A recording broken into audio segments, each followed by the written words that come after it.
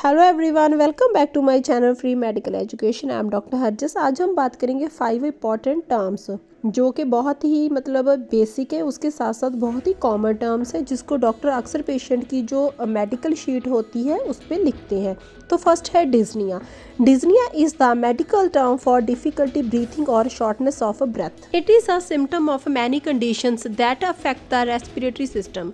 तो जब किसी पेशेंट को सांस लेने में दिक्कत आती है, उसको अच्छे से सांस वो नहीं ले पाता, तो उस टर्म को मेडिकल में बोलेंगे डिस्निया।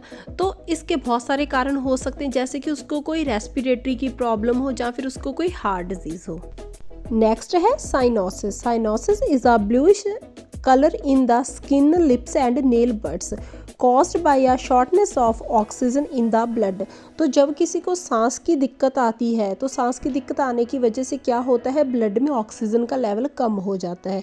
तो जब ऑक्सीजन का लेवल कम होता है तो पेशेंट की स्किन है वो ब्लूइश कलर की पड़नी स्टार्ट हो जाती है। जैसे आप इमेज में देख सकते हो कि स्किन, नेल्स का या लिप्स का कलर ब्लूइश हो जाता है, तो इस कंडीशन को बोलेंगे cyanosis.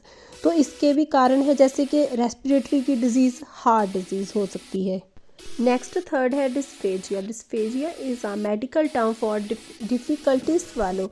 Dysphagia can be painful condition, in some cases swallowing is impossible. तो डिस्फेजिया का मतलब होता है कि जब किसी को खाने में दिक्कत आए, तो इसके कारण हो सकते हैं जैसे कि किसी को ओरल कैंसर हो या फिर उनके कोई डिफॉर्मिटी हो लिप्स की, जैसे क्लेफ्ट लिप पैलेट होता है।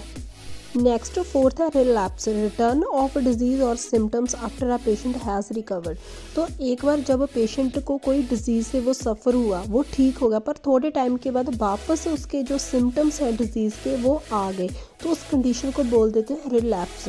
तो इसकी बेस्ट एग्जांपल है जैसे कि ट्यूमर पेशेंट्स होते हैं, कैंसर पेशेंट्स, एक बार वो ठीक हो जाते हैं पर काफ़ी सालों के बाद उनकी बॉडी में दोबारा से कैंसर आ जाता है।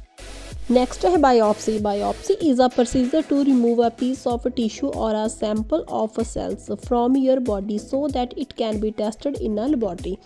तो जो बायोप्सी है वो जो हाई लेवल के हॉस्पिटल्स होते हैं जिनमें सर्जरीज होती हैं, उनमें बहुत ही कॉमन होने वाला प्रोसीजर है। बायोप्सी में क्या होता है, फॉर एग्जांपल जैसे हमारी बॉडी पे कोई पिंपल है, कोई नोड सी है, लंप सा बना है, जैसे कि आप इमेज में देख सकते हो, जैसे कि जो ब्रेस्ट होती है फीमेल की, उन वहाँ पे एक लंप सा बन जाता है। तो अगर वो हील नहीं हो रहा, तो जैसे वो लंप है वो इंक्रीज हो रहा है साइज में, और उसके साथ साथ जैसे कि कोई वुंड है बॉडी में, वो हील नहीं हो रहा, तो वहाँ से सर्जन्स क्या करते हैं, एक छोटा सा सेल का या टिश्यूज़ का पीस लेते हैं पेशेंट को अंडर एनेस्थीसिया।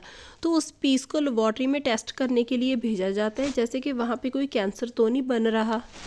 बायोप्सी की हेल्प से हम बहुत सारी बॉडी में डिजीज़ का पता चल सकता है, जैसे कि कैंसर का, ट्यूमर का पता चल सकता है, और इसके अलावा और भी कई डिजीज़ हैं जो डिटेक्ट होती हैं।